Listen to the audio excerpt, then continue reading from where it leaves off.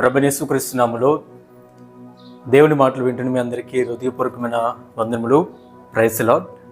ప్రియ దేవుని బిడ్డలారా, మరి గత దినములో మనము యేసుక్రీస్తు వారు సిలువలో పలికిన మొట్టమొదటి మాటను మనము వినడమనేది జరిగింది. ఈ దినమున రెండవ మాటను మనము ధ్యానం చేసుకుందాం. ప్రియ దేవుని బిడ్డలారా, రెండవ మాట విషయంలో మనం ఆలోచన చేస్తే మరి యేసుక్రీస్తు వారితో పాటు ఇద్దరు బందిపోటు దొంగలను కూడా సిలువలో వేలాడి తీయడం అనేది మనం చూస్తాం. మరి యేసుక్రీస్తు వారు మధ్యలో ఉండగా ఇటుపక్క ఒకరు, మరి కుడిపక్క ఒకరు, ఎడమ పక్క ఒకరు ఉంటున్న ఆ యొక్క వాక్యంలో మనము చూడగలుగుతాం.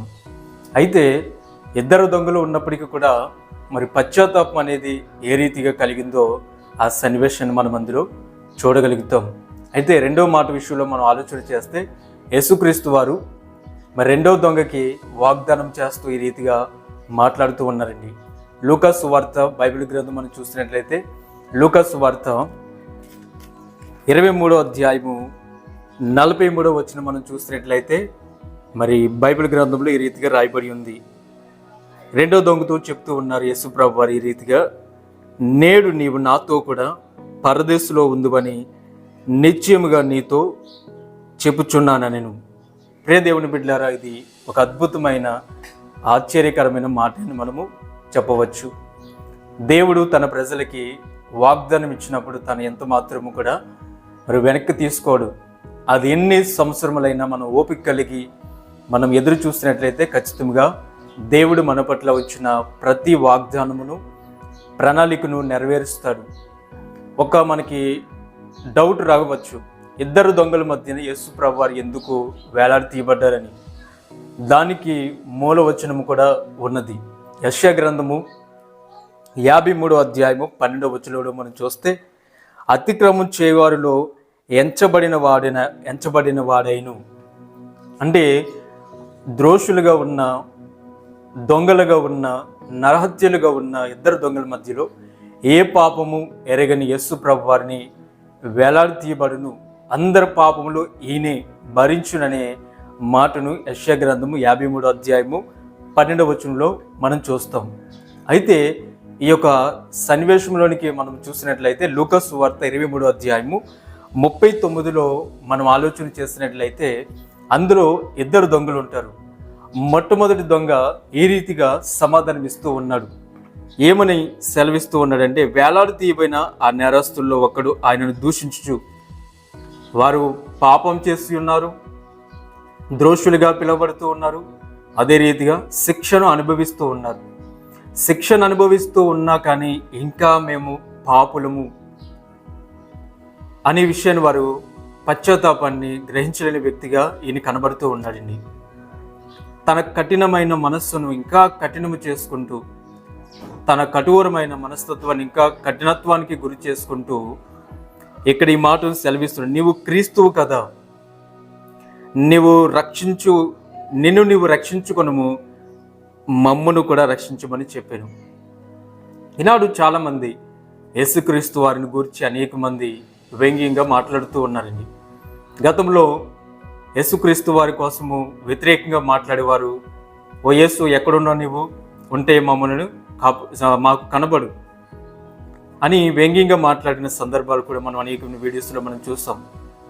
ఇదే వ్యక్తి ఏ రీతిగా అయితే మాట్లాడుతూ ఉన్నాడో ఇప్పుడు ప్రస్తుత దినాల్లో కూడా చాలామంది యేసుక్రీస్తును గురించి, ఆయన ప్రేమను గురించి, ఆయన యొక్క ప్రత్యక్షతను గ్రహించలేక అనేక రకాలుగా మాట్లాడుతూ ఉన్న సందర్భాలను మనం చూస్తూ ఉన్నాం.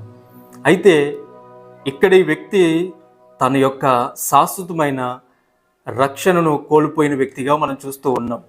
అనేక మంది యేసుక్రీస్తుని దూషించేసాము, యేసుక్రీస్తు యొక్క సువార్తను ఆటంకపరిచేసామని, ఏదో సాధించామని గర్వంతో వారు అనుకుంటూ ఉన్నారు. కానీ వారంతము వారే కొని తెచ్చుకుంటున్న విషయాన్ని వారు మర్చిపోతూ ఉన్నారు. ఈ దొంగ కూడా, నీవు నిజంగా క్రీస్తువైతే నిన్ను నీవు రక్షించుకుని మమ్మలను రక్షించుము. చూసారా, ఒక్క మనిషి మాట ద్వారా రక్షణను కోల్పోయిన సందర్భాన్ని మనం చూస్తూ ఉన్నాం. అందుకే మన నోటి మాట చాలా జాగ్రత్తగా ఉండాలి. నోరు మంచిదైతే ఊరు మంచిదని మాటను మనము ఆ యొక్క సందర్భాన్ని మనం వింటూ ఉంటాం. కాబట్టి నోటిని బట్టి ప్రతి ఒక్క ఎదుటివాని యొక్క మాట తీరు అనేది మనకి వినిపిస్తుంది, వారి యొక్క ప్రవర్తన అనేది కూడా మనకి తెలియబడుతూ ఉంది. అదే రీతిగా ఈ దొంగతనం తగ్గించుకునే స్వభావం తనలో లేదు. అంత శిక్షను మరణానికి దగ్గరగా ఉన్నప్పటికీ కూడా తనలో తగ్గింపు లేకుండా గర్వముతో కూడిన మాటలు మాట్లాడుతూ ఉన్నాడు. సో ఇక్కడ మనం ఆలోచన చేసినట్లయితే రెండో దొంగ ఈ రీతిగా చెబుతూ ఉంటాడు. ఏమనంటే గద్దిస్తాడు, నీవన్న మాట అది వాస్తవము కాదు. ఎందుకనంటే మనం ఈ శిక్షా విధిలో ఉన్నాము, నీవు ఇంకనూ దేవునికి భయపడవా? మనం పాపం చేసాం, అనేకమైన మోసకార్యాలు చేసాము, ఈ శిక్ష మనకు తగును. ఇంకా నువ్వు శిక్షలో ఉండి కూడా నువ్వు ఇంకనూ గ్రహించలేని స్థితిలో ఉన్నావు. ఎందుకని అంటే యేసు ప్రభువు వారు సిలువలో వేలాడదీయబడినప్పుడు ప్రధాన యాజకులు, అక్కడ ఉన్న అనేక మంది సైనికులు యేసుక్రీస్తు వారిని హేళనగా మాట్లాడుతూ ఉన్నారు. మత్తయి సువార్తలో మనం చూస్తే మత్తయి సువార్త 27:42 అలాగే ఈ రీతిగా 27:40 కూడా ఈ రీతిగా మాట్లాడుతూ ఉంటారు. ఇతరులను రక్షించువాడు అయితే ఆయనను రక్షించుకోండి, ఇతరులను రక్షించేవాడు అయితే నువ్వు రక్షించుకో. దేవాలయమును 3 దినాల్లో కడతన్నా కదా, నిన్ను నీవే రక్షించుకోనమని వ్యంగ్యంగా మాట్లాడుతూ ఉంటాడు. ఈ మాటలన్నీ కూడా చూస్తాడు ఈ రెండో దొంగ. అప్పుడు మొట్టమొదటి మాటగా తండ్రి వీరు ఏమి చేస్తున్నారు, వెరుగురు గనుక వీరు అపహసిస్తున్నారు, ద్వేషిస్తూ ఉన్నారు. అనేకమైన కఠినమైన మాటలు యేసు ప్రభువు వారి మీద లేనిపోని నిందలు పలుకుతూ ఉన్నారు. అప్పుడు తండ్రి అయిన దేవునికి ఆయన ప్రార్థిస్తున్నట్లుగా, విజ్ఞాపన చేస్తున్నట్లుగా మొట్టమొదటి మాటలో మనము చూసి ఉన్నాము. ఆ యొక్క సందర్భాన్ని, ఆ ప్రార్థనను, ఆ దేవుని యొక్క వర్తమానాన్ని ఆయన విన్న తర్వాత ఆ క్షణమే ఈ రెండో దొంగ యేసు ప్రభువు యొక్క ప్రత్యక్షతను పొందినట్లుగా మనం చూస్తూ ఉన్నాం. ఆయనకి బాప్తిస్మ అనుభవం లేదు, సంఘ ఆరాధనలో అనుభవం లేదు. అయినప్పటికీ ఆ క్షణములోనే తండ్రి చేత ఆయన పిలువబడ్డాడు. కాబట్టి దేవుని యొక్క రాజ్యములకు వారసుడిగా పిలువబడ్డాడు. ఎందుకని పిలువబడ్డాడంటే మనకైతే ఇది న్యాయమే. అంటే తన పాపమును తను ఒప్పుకుంటూ ఉన్నాడు. నేను పాపం చేస్తున్నాను, ఇంతవరకు నరహత్య చేస్తున్నాను, కాబట్టి ఈ శిక్ష నాకు తగినది. కానీ నేను ఈయనలో ఏ తప్పిదము లేదని చెప్పి ఆయనను చూసి యేసు, నీవు నీ రాజ్యంలోనికి వచ్చినప్పుడు నన్ను జ్ఞాపకం చేసుకొనుము. చూడండి ఎంత పరిపూర్ణమైన మనస్సును గ్రహించాడంటే, ఎన్నో సంవత్సరాలు బట్టి మందిరానికి వెళ్ళినప్పటికీ, ఎన్నో వాక్యాలు విన్నప్పటికీ, వాక్యాన్ని మనము ధ్యానించినప్పటికీ కూడా ఇటువంటి మంచి మనస్సు మనలో కొన్ని సందర్భాల్లో కోల్పోతున్న పరిస్థితిని మనం ఎదురవుతాం. అనేక సార్లు భక్తిగా జీవిస్తున్నామని ఒక వేషధారణలోను కూడా కూడి ఉన్న జనాంగాన్ని కూడా మనం చూస్తాం. మరి మొట్టమొదటి దొంగ విషయంలో అదే వేషధారణ కనబడుతూ ఉంది. తన పాపంలో ఒప్పుకునే స్థితిలో లేకుండా కప్పుకుంటూ యేసునే ప్రశ్నిస్తున్నట్లుగా మనం చూస్తూ ఉన్నాం. చాలామంది కార్యాలు జరగకపోతే, ఏదైనా స్వాదన ఎదురవుతే దేవుణ్ణి ప్రశ్నించేటట్లుగా, దేవుణ్ణి ఎదురుగా మాట్లాడేటట్లుగా చూస్తూ ఉంటాం. కాబట్టి ఈ దొంగలు అయితే తను చేసిన ఆ ప్రక్రియనంతా కూడా చూసి ఈయన నిజముగా దేవుడి అని గ్రహించి, సో తన పట్ల ప్రేమను చూపించి నీవున్న రాజ్యంలో నన్ను కూడా జ్ఞాపకం చేసుకోమని సెలవిస్తూ ఉన్నాడండి. ప్రియ దేవుని బిడ్డలారా, ఆ యొక్క క్షణమున తన పడిన పశ్చాత్తాపాన్ని చూశాడు. తన యొక్క మనస్సును దేవుడు ఎరిగి ఆయన కనికరం చొప్పున తనను క్షమించి, నేడు నీవు నాతో కూడా పరదేశంలో ఉందువనే మాటను వాగ్దానము చేస్తూ ఉన్నాడండి. ప్రియ దేవుని బిడ్డలారా, మనము యేసుక్రీస్తుని నమ్మడానికి ముఖ్య కారణము, యేసుక్రీస్తుని వెంబడించడానికి ముఖ్య కారణం ఏంటంటే, లోకంలో ఉన్నతముగా మనము ఫలించాలని దేవుని ఉద్దేశమై ఉన్నది. అయితే దీనికంటే ప్రాముఖ్యముగా ఆయన రాజ్య వారసులుగా, ఆయన పిల్లలుగా మనము పిలబడాలంటే ఆయన కృపలో మనము జీవించాలి. ఆయన వాక్యానికి విధేయులుగా మనం ఉండాలి. మన పాపములు మనం ఒప్పుకోవాలి. మొదటి యోహాను రాసిన పత్రికలో ఈ రీతిగా రాయబడి ఉంటుంది. చూడండి ప్రియుల దేవుని బిడ్డలారా, మనం చూసినట్లయితే మొదటి యోహాను రాసిన పత్రిక 1వ అధ్యాయము 9వ వచనంలో మనం చూసినట్లయితే, మన పాపములు మనం ఒప్పుకొని ఎడల ఆయన నమ్మదగిన వాడు, నీతిమంతుడు గనుక ఆయన మన పాపములను క్షమించి సమస్త దుర్నీతి నుండి మనల్ని పవిత్రులుగా చేయును. మొదటిగా మన పాపాలను మనం ఒప్పుకోవాలి. అలా ఒప్పుకున్న క్షణమునే బాప్తిస్మమునకు అర్హులుగా పిలువబడతారు. పాపమును కప్పుకొని మనం ఎంత భక్తి చేసినా, ఎన్ని మీటింగ్స్కి వెళ్ళినా, ఎంతమంది సేవకుల చేత మనం ప్రార్థన చేయించుకున్న పాపమును మనం ఒప్పుకోకపోతే మనలో పవిత్రత అనేది ఉండదు. పవిత్రత లేకపోతే పరలోక రాజ్యం అనేది లేదు.